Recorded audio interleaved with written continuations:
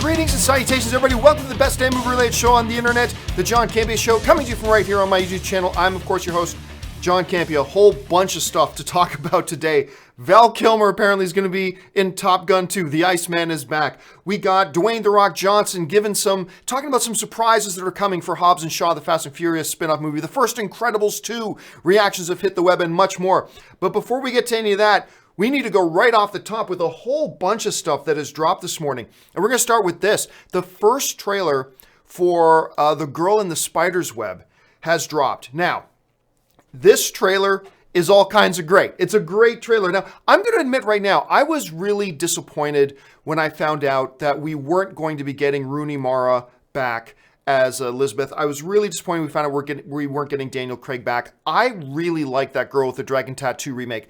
I'm very, very rare in the sense that I actually preferred the remake over the original. It is what it is. I just preferred the remake over the original, which is kind of surprising because I quite like the original. So I was disappointed when I heard that they were recasting. Now, Claire Foy is fantastic, but it is really weird watching Claire Foy in The Crown as the Queen and then suddenly seeing her in this role.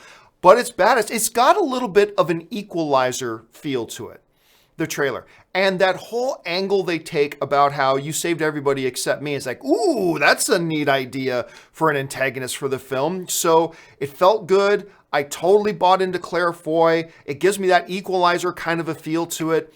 So although I was disappointed about the fact that they were kind of restarting it again with a new cast, I gotta say, I watched the trailer. I liked the trailer. I thought it was pretty damn good. So I'm looking forward to this thing. All right, next little piece of news that dropped is, as you all know, Quentin Tarantino's got this incredible looking movie coming out called Once Upon a Time in Hollywood. He's got Leonardo DiCaprio. He's got Margot Robbie. He's got Brad Pitt. At any rate, they just announced that they've added a whole bunch more cast to it. Like, adding to the cast of that already huge list is Damian Lewis he was, of course, in Homeland, and he's in Billions right now. Luke Perry from 90210 and Riverdale. Emile Hirsch is joining it. Dakota Fanning is joining it. Clifton Collins Jr., who's great, is in it. Keith Jeffries is joined it. And Nicholas Hammond have all joined the cast of the film. Now, as if we weren't already excited for this thing. Now, a lot of people are still a little bit confused about Once Upon a Time in Hollywood.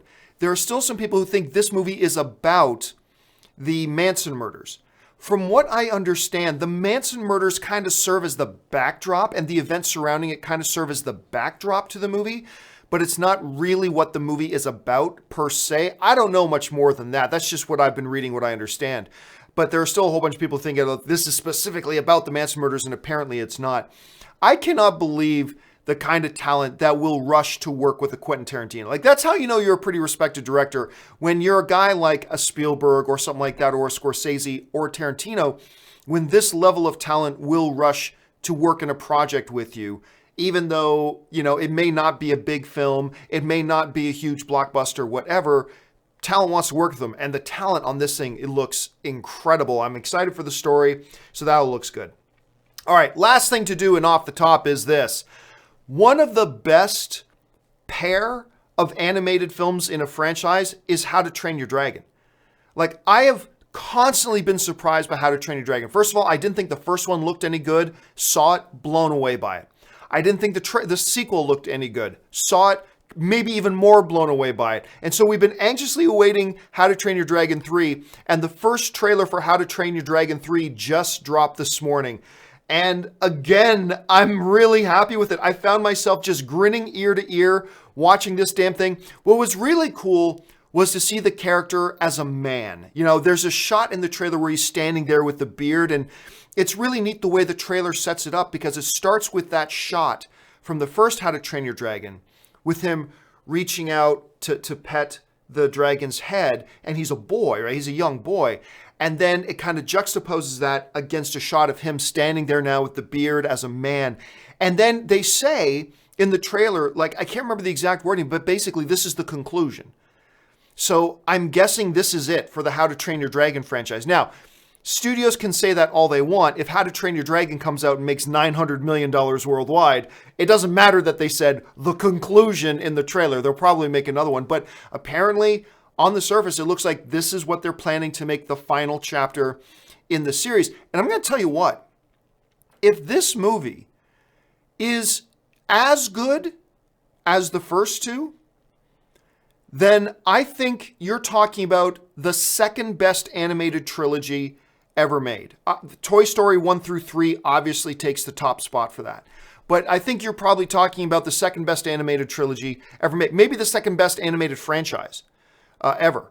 The first two were just so good. This one looks really good. Now, we've seen lots of good trailers to bad movies, so we'll have to see how it works out. But nonetheless, it was exciting to see. Okay, with all that stuff out of the way, we got a whole bunch of other things in the world of movie news we need to get caught up on. So this is your daily movie news feed. First up, as most of you know by now, the classic film Top Gun is finally getting its sequel with Tom Cruise returning as Maverick. However, it looks like another Top Gun alumni is also getting into the game. According to reports, Val Kilmer, who played Iceman in the original, has been spotted on the set of Top Gun Maverick and will be appearing in the film. How big or small of a role Iceman will have in the film is still unknown. From Joe Blow, Tom Cruise announced that production on the long-awaited sequel had kicked off last week, which will find the actor reprising his role of Pete Maverick Mitchell as he serves as a mentor to a new generation of U.S. Navy fighter pilots. The plot will also supposedly be tackling issues related to drone warfare, and Cruise has teased that, like the first film, the sequel will be a competition film, but with a progression for the character of Maverick. I'm still honestly not 100% how I feel about another Top Gun movie coming. Like, there's some pros, there's some cons. But what I do know that is if you're doing a Top Gun sequel, you gotta have Iceman. You gotta have Val Kilmer in there. So I was really happy to hear about this. Now, again, once we already said, we don't know how big or how small of a part or a role or how much screen time Val Kilmer's gonna have. We won't probably find that out for quite a while. But still, for me, as a fan of him and as a fan of the original movie, if you're gonna do this movie, I'm really glad that he's coming back. As a matter of fact, I don't know if you guys have seen it, but probably my top 20 or 25 all-time favorite Saturday Night Live sketches is this one time that Val Kilmer was the host of Saturday Night Live, and they did this sketch called Iceman, The Later Years. And they're playing like he's just a commercial airline pilot, and they're playing Danger Zone. Anyway, I thought it was hilarious. I really like it. So yeah, for me, this is good news. Next up, we've known for a while that Bradley Cooper was starring in and directing the upcoming A Star Was Born, that Clint Eastwood was actually going to direct at one point. And yesterday, the first trailer hit online. From AOL, Cooper, who is seen singing on stage in the newly released trailer, plays seasoned musician Jackson Maine, who discovers the struggling artist Allie, played by Lady Gaga. She's about to give up on her dream of being a singer until Maine coaxes her into the spotlight. And yes, the new trailer offers a sample of Cooper and Gaga singing together. Bradley Cooper is also one of the screenwriters of the film. A Star Is Born is currently set to hit theaters on October 5th of this year. And you know, whenever an actor is stepping behind the camera to direct a film, especially when it's one of their first films, I'm always a little cautious. And I haven't been all that interested in A Star Is Born. I'll be completely honest. I'm a huge fan of Bradley Cooper. Lady Gaga's a terrific singer and everything. And I've never watched American Horror Story, but I've heard from people who do watch American Horror Story that she was quite good on it. And okay, that's great, but I've never seen her. I gotta tell you, this trailer floored me. I absolutely love this trailer. It has taken my expectation and my anticipation level for A Star Was Born. Now, don't get me wrong. I'm not saying I was ever like hating the idea of this movie. It's like, oh, I can't wait to not watch this. It's nothing like that. But I mean, pretty much I was lethargic about the film at best. This trailer is fantastic. Cooper looks like he's going to be amazing in it. The tone of and the feel of the trailer was just spot on. And I really like Lady Gaga in it as well. Now, I have no idea if she can actually act or not. I'll just have to take other people's words for it that she was actually pretty good in that Horror Story television show. Again, I've never seen a single episode. But the singing sounds great. The tone of it feels good. I love the way Cooper seems to be managing it. And yeah, like I said, look, the main job of a trailer, and this is something you always hear me say, is you could say it's a million different things, but really the true job of a trailer is to take your anticipation level, wherever it is, and kick it up a few notches. This trailer has taken my anticipation for A Star Is Born from like right down here all the way up here now. I've got it almost on the same level as First Man now, as far as my anticipation level goes. And so great job on the trailer. I'm very excited. Next up, the upcoming newest film from Whiplash and La La Land director Damien Chazelle, First Man has just released its first images online via People magazine. The film stars Ryan Gosling, who also starred in Chazelle's last film La La Land, The Crown's Claire Foy, Kyle Chandler, John Bernthal, and Jason Clarke. From Slash Film, First Man follows Ryan Gosling as astronaut Neil Armstrong, the first man to walk on the moon. The film will tell the story of how he came to be the most famous man in the world in 1969 when he took those first historic steps. First Man takes its first steps into movie theaters on October 18th of this year. Now, there are a number of reasons to be excited for this movie. Number one, first and foremost, is of course the subject matter. A movie about Neil Armstrong, first man to walk on the moon. Of course that's compelling. Number two, you're talking about Damien Chazelle. The last film he directed, he won Best Director at the Academy Awards. His film before that was Whiplash, in which he directed J.K. Simmons to winning his first Academy Award. This dude can tell a great story and a wide variety of different, like Whiplash is a completely different film than La La Land, and it looks like First Man is going to be a completely different film from that, so there's that. On top of that, you got the cast. Obviously, Ryan Gosling, who was in La La Land, John Bernthal, Jason Clarke, Claire Foy. It's a stellar cast. There's really nothing to not be excited about. Now, these images, nothing unexpected. I mean, really, there's nothing to be oohed and awed about with these images. They are what we expected from a 1969 film about Neil Armstrong. This is what we would expect them to look like. But still, it's nice getting our first look at it. There's a term I started using a few years ago called the tangibilization. Like, we know this movie's coming, and I've been really excited about it, but to see the first images of it just kind of makes it all the more real. So yeah, I'm really excited for this film. Next up, the first screenings for Pixar's Incredibles 2 have happened, and the first reactions from some reviewers are now hitting Twitter.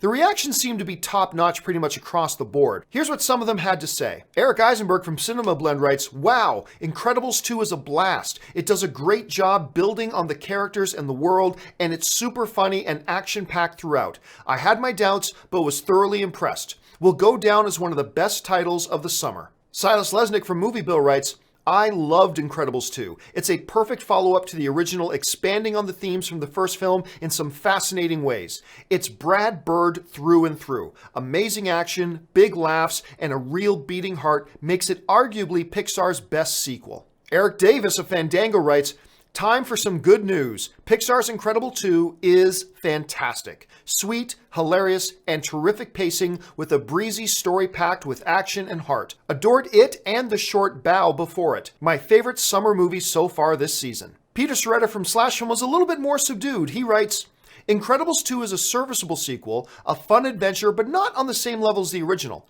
Jack and Edna steal the show. Please tell me they are making a short film with Edna babysitting Jack. Fantastic production design, another great score by Michael Giacchino. Pixar's Incredibles 2 is set to hit theaters on June 13th. To call Incredibles 2 overdue is a massive understatement. This is a movie that should have come out years ago, but still very excited it's coming. We all love the original Incredibles. The fact that Brad Bird is back directing this one too. Now, I haven't seen it yet. I'm going to see it on Saturday, but I'm very excited for it. But I am very excited and very satisfied, I guess, to see so many people responding this way to the Incredibles. Hearing their feedback has been really good. Now, just because some people like it doesn't mean everybody will, I'm sure. But considering this is Brad Bird, the same guy who gave us the first Incredibles film, I see no reason not to be completely optimistic about this film, and I think most people are probably going to end up enjoying it, myself included. And finally, as most of you know, a Fast and Furious spin-off movie currently titled Hobbs and Shaw is coming together that features Dwayne Johnson's Hobbs and Jason Statham's Shaw characters. The project has been filled with controversy as a very public feud between Tyrese Gibson and Johnson, as well as a public falling out with Dwayne Johnson and Vin Diesel. But now, things appear to be moving full speed ahead on the project, and Johnson posted to social media to give an update on the film and to thank the fans for their support. Johnson wrote the following: "Sunday shakas and scripts, reading our new Fast and Furious spin-off titled Hobbs and Shaw with my dude, Jason Statham, and a few surprise casting announcements coming soon.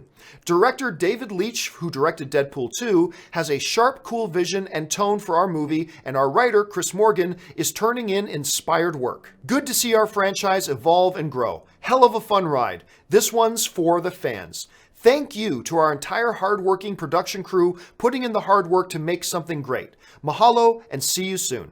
Hobbs and Shaw is currently expected to hit theaters on July 26th, 2019. I was a fan of the last Fast and Furious movie, like not as big of a fan as the previous couple ones, but I like the last Fast and Furious movie for what it is, just big, stupid fun.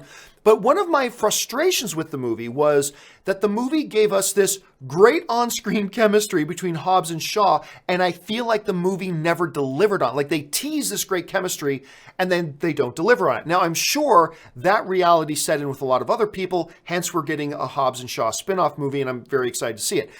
This movie has been a nightmare coming together, again, with very public feuds with Tyrese Gibson that just got really nasty. The dirty laundry between Vin Diesel and Dwayne Johnson really being aired out for people to see. I'm hoping they get that under control. The fact that they confirmed that in the last movie, the two of them didn't even shoot any scenes together. They were never in the same room together. That's disappointing to hear. But still, it seems like the train just keeps on moving. I'm very curious, actually, about the one thing that The Rock says in that statement about how we have some surprise casting announcements coming out. Now, does that mean there are going to be some surprise characters from the Fast and the Furious franchise that are also going to be appearing in this? Or are these going to be brand new characters, brand new actors that have not been in the Fast and Furious franchise so far? I am curious to hear it. Look, either way, I have been kind of waiting to see some Hobbs and Shaw action on screen that they teased us with in the last film. I'm glad they're finally bringing it about. I cannot wait to see this film. And that'll do it for today's installment of the Movie News Feed. And now you are all caught up on everything going on in the world of movie news. Now let's get on to the main topics today, which are, of course, topics submitted by you guys. How do you guys submit a topic and a question to be a big topic here on the John Campea Show? It's simple. You just email me anytime at john@thejohncampeashow.com. That's john@thejohncampeashow.com.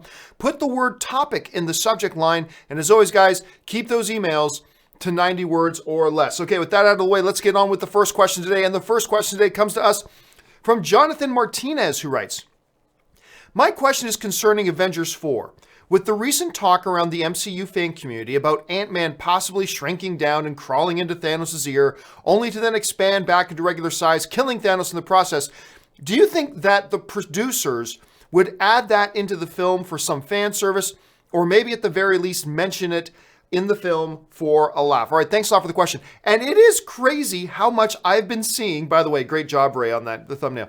It is crazy how much I've been seeing this fan theory going around, that, oh, the reason they couldn't have Ant-Man in Avengers 4, because all Ant-Man had to do is shrink down, go into Thanos' ear, expand out, and boom, blows his head apart. But that theory does not work. That theory doesn't work. And here's why, okay? Ant-Man is still just a human being. And when he shrinks down, he doesn't have superhuman strength per se. His bones don't become like steel and all that kind of stuff. He is still flesh and blood, right? Thanos is another thing altogether. So think of it this way. Let's say I took a sponge, all right? And you can crush down a sponge to a certain size. And I get that sponge and I put it in my ear. When I let go of the sponge, what's going to happen? Is it going to blow my head apart? No. Why? Because the materials that make up my head are by far stronger than the materials of the sponge, right? So the sponge would just expand out of my ear and then pop out, right? Because Thanos took big haymaker shots from the Hulk to his face, and his punches that would crush tanks, right? And his face withstood it all. So his head, his cranium, all that kind of stuff is by far stronger than iron and steel. So what would happen, I know we're going up to major geek levels here, just indulge me for a second. What would happen, I can't believe that a man in his 40s is sitting here broadcasting a show talking about what would happen if Ant-Man tried to expand inside of Thanos' head, but that's what we're doing. So anyway, what would happen is if Ant-Man shrunk himself down, crawled into Thanos' ear, and then tried to expand back out, nothing. Ant-Man would just die. His body would become crushed and pulverized and then just splat out Thanos' ear because the matter that makes up his head is just far too strong. And it would be the same thing as me taking a sponge, putting it in my ear, and nothing. Nothing. The sponge wouldn't be able to press my skull apart because it's just a sponge. That's what Ant-Man would be trying to expand inside Thanos' cranium. Just a sponge trying to expand, and it would actually kill Ant-Man. So, now that we've had this very important philosophical, global problem-solving discussion, let's move on to the next email. And the next email today comes to us from Hassan Rehman, who writes, Hey, John, with Dave Bautista starting to expand into leading man roles, do you think he has the potential to be one of the next big action stars in the world? Next year, he's set to appear in Stuber, Dogtown, and Avengers 4. Yeah, and in a couple of those, he's actually the leading man, like in Stuber and in Dogtown, he's the leading guy. But here's the problem. When you're asking, does Dave Bautista have the potential to be one of the next great action stars in the world? How many true legit action stars are there? It's like if you have a frog who can dance, right? It's kind of pointless to ask, do you think your frog who can dance can be one of the best dancing frogs in the world? Well, it's probably the only one. I mean, because who are the legit action stars today? Clearly you got The Rock. You got Jason Statham. Outside of that, who are your legit action stars anymore? I mean, Tom Cruise is starting to put himself in that conversation. So to suggest that maybe Dave Bautista could be in the top 5 best pure action stars today is really not that big of a leap, because there's just not that many. This ain't the 80s anymore, where you had like a dozen action stars. This is not many pure blood action stars in the business today. So yeah, I mean, hey, look, Dave Bautista still isn't like at an Academy Award level acting skills, but he has been improving over the years. He's been getting a little bit better and a little bit better and a little bit better, appearing in small roles, a little bit bigger roles, a little bit more significant roles. And now he's actually going to be leading a couple of films. You know, smaller films, probably action-oriented films, but it's been great watching him. Dave Bautista, to me, is becoming the poster child of the right way to handle a career if you're a celebrity coming from a different field, right? And he's just handled it great, and he's growing great. So yeah, he'll be one of the best action stars in the world, but that's actually at this point really not saying that much. All right, let's move on to the final email today. And the final email today comes to us from Max Trump, who writes, "Hey, John, regarding The Last Jedi Poe-Rey meeting in the director's commentary, Rian Johnson says he rewatched The Force Awakens to make sure they never met. So would this be a failure on Lucasfilm to have overlooked the novelization, or is it on the director to make sure canon is upheld?" No, it is on the Lucasfilm story group. There is a reason why Lucasfilm has a story group, and basically a group that's supposed to look over and manage canon. And this has been a big issue for me. And I know maybe it shouldn't be a big issue. Fine. I mean, first world problems, but we're talking about in the scope of movie fandom, this is a big issue to me. That as Lucasfilm kept trying to pump and promote this narrative that canon, everything's canon now. Our novels are canon. Our video games are canon. Our comic books are canon. Well, canon means it's absolute. Canon means it's absolute. So, in the novelization of The Force Awakens, there's a scene in the novelization that wasn't in the original movie where Poe and Rey meet and they talk, right? So, if that's canon, that is now law, if that's canon. Now, Pablo Hidalgo, who is amazing and great at his job and great at fan interaction, all that kind of stuff. Now, he offered an explanation for that, saying, well, in the novelizations, it's canon as long as it doesn't contradict with the movies. Well, wait a minute. That's not what canon means. As soon as you put in an asterisk, then it's not canon. As soon as you put an asterisk on something, then it's not canon anymore. So what should have happened when Rian Johnson was putting in this thing that he's going to throw in this scene where Rey and Poe meet at the end of The Last Jedi, somebody from Lucasfilm should have stepped up and said, we can't do that because it is canon now in the Star Wars universe that they already met in the events of The Force Awakens. Maybe it wasn't on screen, but it is canon because it's in a novel. It's canon that they have already met. But they didn't. And in that one move, they obliterated the notion that their novels are canon. Because if you can do anything in the novel, and then the novel can be instantly contradicted in the movies, well, then that means the novel's not canon. Because if it's canon, then that means the movies have to follow what's in it. Right?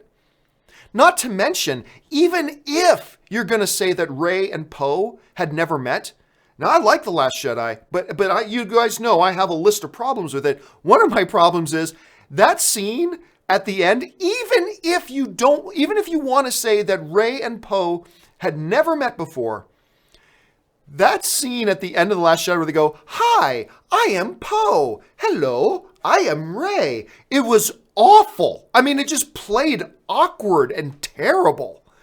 It was just now it was only 5 seconds long, so no big deal, but those were 5 painful seconds. It was just awkward, and it completely contradicts what they said about canon. So anyway, I put the responsibility, because I don't expect Rian Johnson to have watched the movies and read the novelizations. That's not his responsibility. There's a story group at Lucasfilm that should have told him that, hey, it's actually already canon in Star Wars that they've met, so we can't have that scene in there. And even if that didn't happen, they still shouldn't have put that scene in there because the scene looked dumb. But anyway, that's just my opinion on it. But you asked my opinion, so there you go. All right, guys. I've only got about 7 minutes here left because I got to go to my annual checkup. I got to go to a doctor's appointment. So I'm sure all of you needed to know that. I don't know why I said it. But anyway, so let's get to some live questions here as quick as we can. And we go up to our first live question today. Our first live question comes today from James Welsh, who writes, speaking of Top Gun, would you like Meg Ryan and Kelly McGillis in Top Gun 2? Hey, if they pop up, that's fine. If you're going to say that Maverick and Kelly McGillis' character got married and it makes sense for her to be there, fine. If they didn't get married, then there's no purpose for Kelly McGillis to be there. Also, there's no real purpose for Meg Ryan to be there either. I mean, it was the wife of his friend who died 30 years ago. So if you want to throw in a scene where he stops in and visits her, fine. I have no problem with that. That's great. But am I sitting here kind of chomping at the bit to have Tom Skerritt back? No. If you put Tom Skerritt in, great. But you don't have to have him in there. Kelly McGillis? No. If you want to put her in there, great. Meg Ryan? No. But if you want to put her in the great, like, that's kind of my attitude. So I know I wouldn't say I'm actively wanting Meg Ryan or Kelly McGillis there, but I wouldn't be opposed to them being in there either, much like, say, Tom Skerritt or something like that. Let's see. Jay Bling writes, eye roll. The Hollywood Foreign Press Association president is now trying to brush off his Brendan Fraser sexual assault as a joke. Oh, no, that's not new. He's been doing that forever. And it is, I mean, it really highlights how much, I mean, with it happening to Brendan Fraser, which you would not expect, right? Because that's not the stereotype. That's not what you would expect.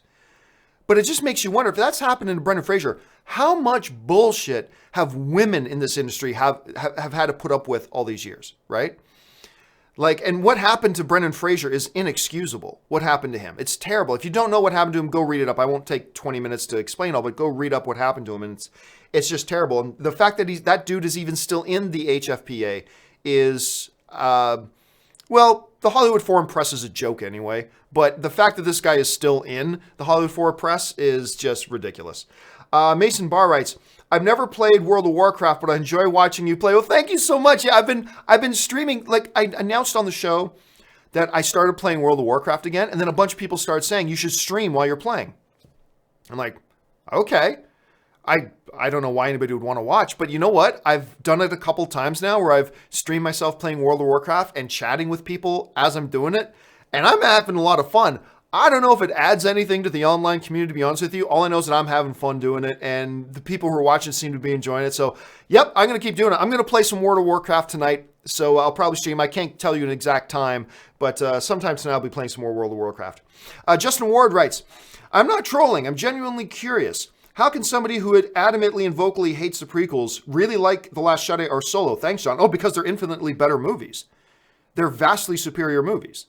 I mean, it's all subjective, and if you think differently, that's totally fine. But if you are asking my opinion, then I will tell you my opinion. The Last Jedi and Solo are so on a different level above. Now, neither of them are my favorite Star Wars films, but the prequels are just trash. Piusa! We must disrupt all communications down there.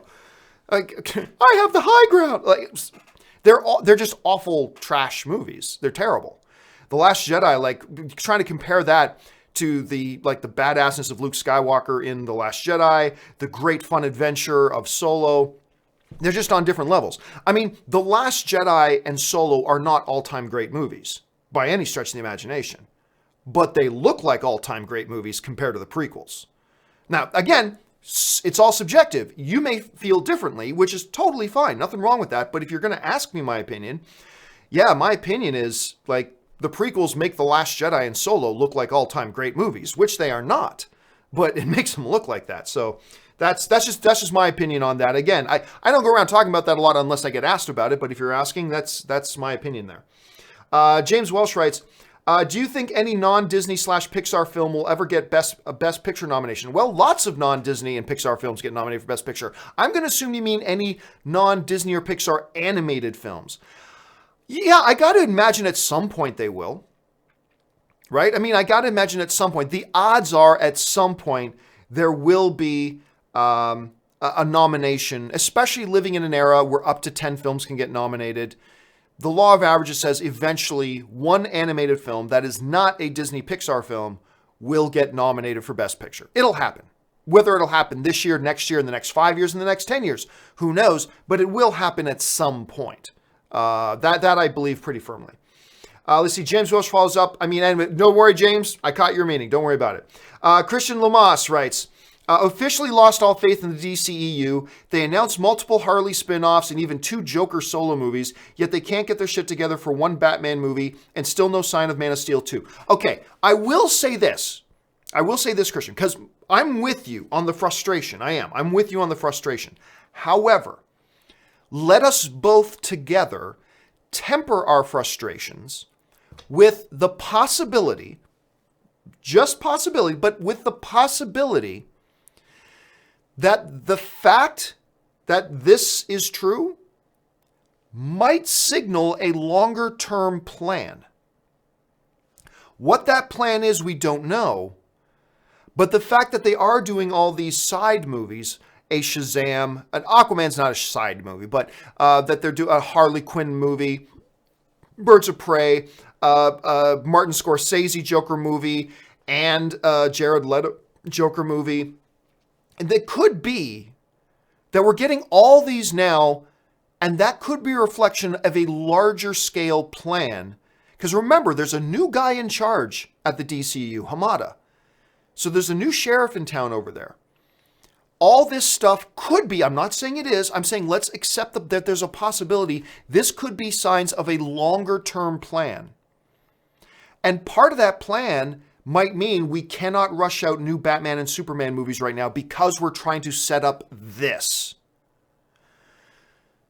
So yes, I agree with you, man. I'm with you 100%. This situation you've got written here is frustrating. However, I'm just saying, let us together try to temper our frustration for now with the possibility that it could be the signs of a larger scale plan. And if that's the case, then let's try to be patient, although we are all frustrated, but let's try to be patient to see how this plan begins to unfold. And let's see where they're going. So again, let's not ditch the DCU altogether right now. Let's just hold it. Let's give Hamada some time. It's going to take time for a new head guy to put his thumbprint on things. Maybe a year and a half, whatever. But let's give him some time and see where this all goes.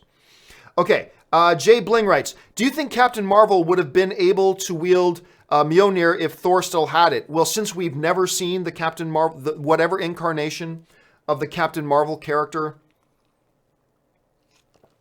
they're about to put on screen, there's no way to say. I have no idea what her worthiness is. We've never seen her on screen yet. So it's impossible to say. I mean, could she overcome the spell on it that only the worthy can lift it and just lift it anyway? No, she wouldn't be able to do that. Is she worthy to lift it? Well, we've never even met the character yet, so it's kind of impossible for me to even give a thought or an opinion on that. I am curious to find out, but let's wait and see. Let's see. John K. writes, Diane Nelson out as president of DC Entertainment. Effect. I heard about that. I don't know that there's going to be much effect, to be honest with you. I need to read up more on it because honestly, I saw a headline and that's about it. So I haven't read up a lot about it. It could be major. It could have absolutely zero effect whatsoever. We'll have to wait and see. Could be part of the shakeup that Hamada is bringing. We'll see. ZCM Zombie writes, are you going to see Hereditary? Oh, damn right I am. I'm not the biggest horror fan, but I've heard great things and curious for your input on it. Plus, have you seen Upgrade yet? No, like I've been talking, obviously with all my mother stuff last week. Then Monday I had to see Tag. Tuesday I saw Jurassic World. Yesterday I had to see Ocean's 8. By the way, my review for Ocean's 8 is coming a little bit later today.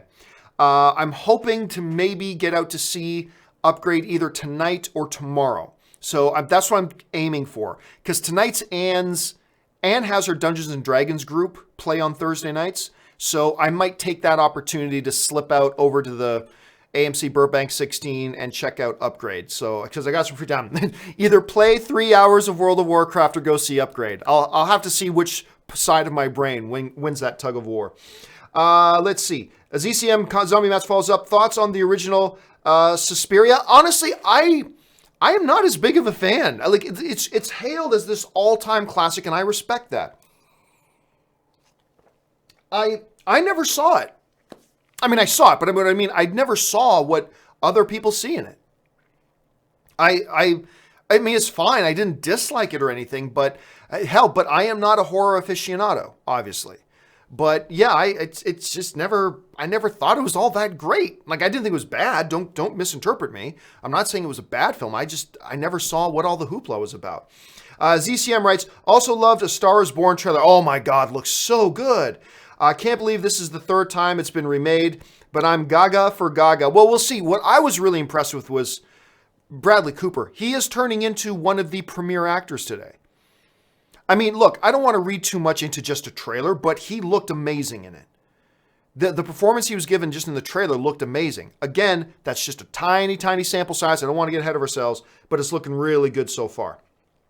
All right, guys, that's all the time I've got for today. Listen, don't worry if you guys have sent in questions that I didn't have time to get around to here. Don't worry, I'm going to take those and I'm going to put them in the next companion video that will be up tomorrow morning. So watch for your questions to be answered on the companion video that'll go up tomorrow morning. But that will do it for me for now. Thanks so much for joining me, guys. Hey, listen, do me a favor. If you're somebody who enjoys my programming, head on over to www.patreon.com/John Campea. There, get all the information about what it means to be a Patreon supporter, how being a Patreon supporter keeps the show on the air, and the benefits of being a Patreon supporter, like audio-only versions of the podcast, access to our exclusive Facebook group, the fact that we do Star Wars talk now only on our Facebook group. You get that there. That and a few other benefits as well. Check it out, and then maybe you'll want to become a Patreon supporter too, which would be awesome. And if you don't, that's perfectly fine.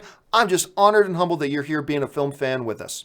All right, guys, that will do it for me for today. Once again, I got my Ocean's 8 review coming out a little bit later. We've got open mic later, and of course, I'll do some World of Warcraft streaming a little bit later today too. Busy day today. Thanks a lot for joining me. My name's John Campea, and until the next video, bye-bye.